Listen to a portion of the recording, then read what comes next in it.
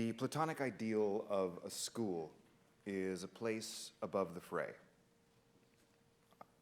I see a school as wanting to be a citadel, exempt from the political and the financial, a place where students can meet on even ground.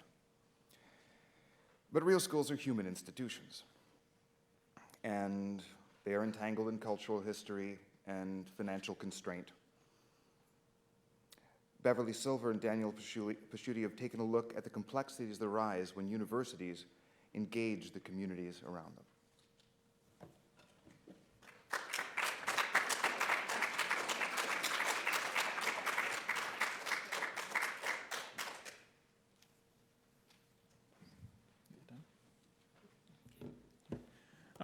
Thank you, everyone. Thank you, Maria, and thank you, Tracy, for all your support, and for Andreas and everyone else for supporting the project. So we wanted to engage. A year ago, the first 3 community-based learning courses at Hopkins Homework Campus were launched. These 3 courses were designed around trying to move beyond the service model of coursework, where you just go out and engage in a few hours of service community work and associated, and actually move to how do you engage with community organizations and community projects that will actually move forward a project and benefit the community in very explicit ways. And so 3 of these projects, the first 3, Homelessness, Politics, and Housing Court, was between myself and the Housing Our Neighbors organization here in Baltimore, Lester Spence in Political Science, and the Right to Housing Alliance, engaged in radical democracy and housing, and Deborah Malik engaged with the local Baltimore City Public Schools around issues around poetry and actually bringing together. And so these 3 courses emerged for the first time, and what we tried to do in this project was come back and think about these and put these back into as sort of a critical reflection, sort of following this first round of courses and especially the events following Freddie Gray, about what are the implications of a university engaging in this kind of community action, and what are sort of the problems of that, and how we use. So this is a few events. Like I said, this was some of the events the students involved in. They were involved in issues around political organizing.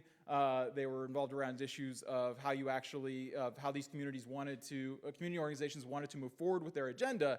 And our goal as the course leaders was to figure out how do we engage in a project in 15 weeks that actually advances their agenda, that when we leave, it doesn't create a massive deficit in their capacity to engage in the project, advances their project, and does so in a way that our students actually learn something and gain something in both their, their own capacity of their learning experience, but also as, as a learning outcome itself.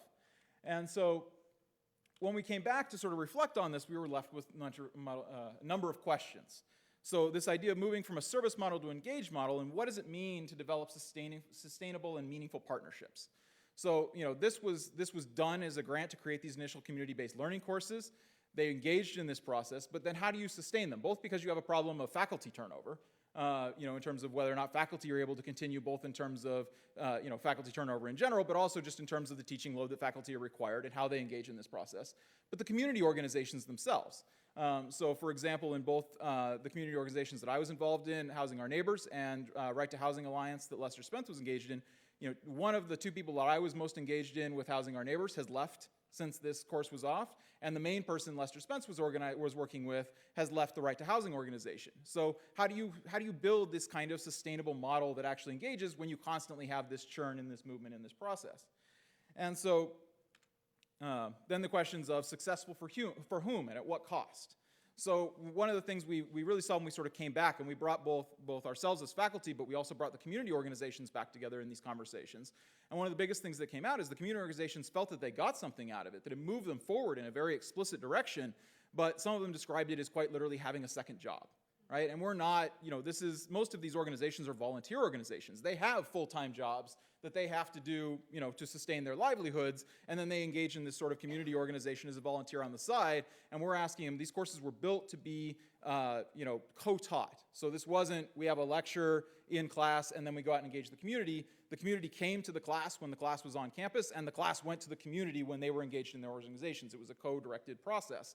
But that creates a huge strain on organizations that are actually based on volunteers, right? They have to keep up with the course. They're now coming to campus multiple times, potentially a week, to engage in classes that they wouldn't otherwise have to do. We are now adding in, putting a strain on their resources in terms of how they are going to engage in this process.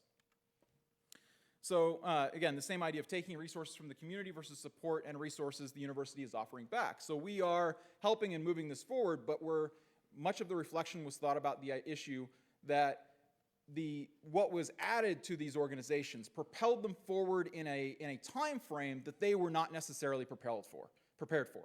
Right? That this is an organization, because it's volunteers, that moves at a certain pace. When all of a sudden you add in 15, 20, 30 bodies that are looking for projects that are immediately trying to get results, right? Because they have their assignments, they need to pass the grade in the course.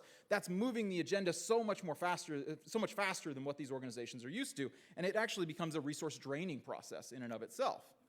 And as I said, the issues of sustainability, but also expansion, right? And the idea that we want to build this kind of a model within the framework of how you teach courses within Hopkins, especially the idea of Hopkins becoming more engaged with Baltimore, especially after the issues around Freddie Gray and these sorts of ideas that emerge. How do you do that, and how do you expand it in such a way that you can actually, how do you find enough organizations that are willing to take this on, enough projects that can be engaged for in a meaningful way in this idea? And so we did this by bringing in different groups, not only a conversation within ourselves, but different groups that have been engaged in this question for a long time, much longer in many ways than we have. This is Robbie Shilliam. He was engaged in community-based research within the UK and issues around trying to understand the Rastafari movement.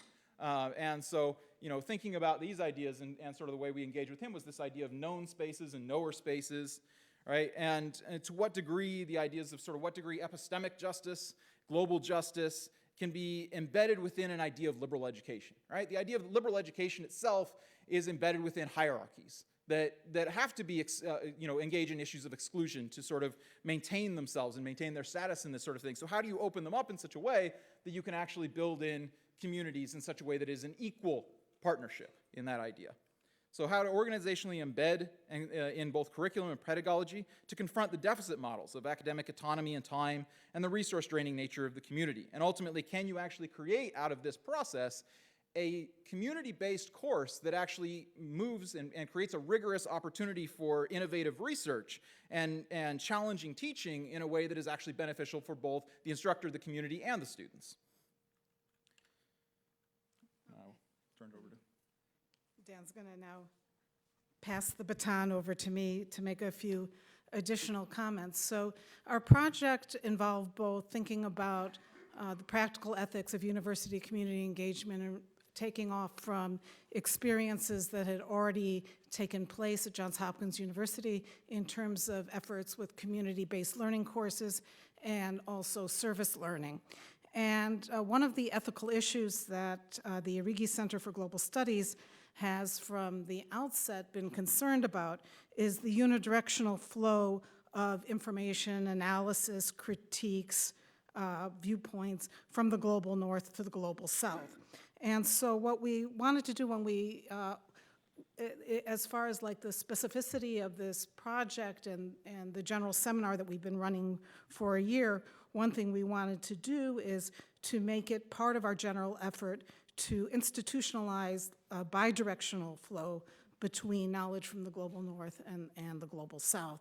And so we wanted to think about ways in which we could also learn on this question of practical ethics of university community engagement from experiences in the global south. And we picked two experiences that we've had some ongoing interaction with, and we wanted to delve deeper and see if we could develop relationships between Hopkins and these projects that would benefit our students in the long run, and this is something that we're continuing to work on. But one is the New Rural Reconstruction movement in China, which we've had some ongoing interaction with. Yeah, I'm not sure. Okay, there we go. This is some pictures, and they've been sending, they've been working for well over a decade in sending university students to work in rural cooperatives, to assist with rural cooperatives, to work with, in schools with poor migrant, the children of migrant workers, to work and develop community share agriculture. They've done a tremendous amount and variety and range of different things. And while it might seem that Baltimore and and Johns Hopkins and universities in China may not be able to learn much from each other, or we might not be able to learn much from them. They've been grappling very seriously with questions of class inequality and the urban-rural inequalities and the kind of divide that that's the same kind of problems that Dan was just now talking about in terms of thinking about how Hopkins can effectively involve itself in community-based learning and community service learning in Baltimore. So we've of course had a relationship with them before, but we're having a more in-depth set of discussions in 2017 where we're going to learn from the possibilities and pitfalls of service learning. Just a quick statement on our other case where whoops, that's the time up, that we're attempting to learn from. And again, you know, as we know, you know, the Johns Hopkins is often has the problem of, let me put it a little too bluntly, being a bastion of white privilege in a diverse and largely African-American city. And so the experience of the efforts post-apartheid to diversify the university, also the questions, you know, that we've been grappling with at the university level and, you know, taking the form of the roadmap to diversity, that there's actually things that we can learn from the efforts in post-apartheid efforts in South Africa to restructure the universities, to transform the universities. And we've again had a series of meetings with people in South Africa and Southern Africa. And one of the interesting things that we're working on is the idea that there can actually be a fruitful collaboration between South Africa, Southern African universities, and East African universities, and Hopkins in terms of bringing, because we're all working with the problem of the legacy of racial and class inequalities. The African universities are on top of it, working with the problem of the legacies of underdevelopment. We have a capacity. We have structural capacities that are weak or missing in the universities in terms of training the next generation. And so maybe we can talk about it more later, but this is also, Peter Jacobs, whose picture is up there, is going to be here the spring semester as a Fulbright visiting scholar, and we'll be continuing on with discussions about this as well. So we're thrilled for the opportunity that the Practical Ethics Grant gave us to take another step forward in this work. Thank you.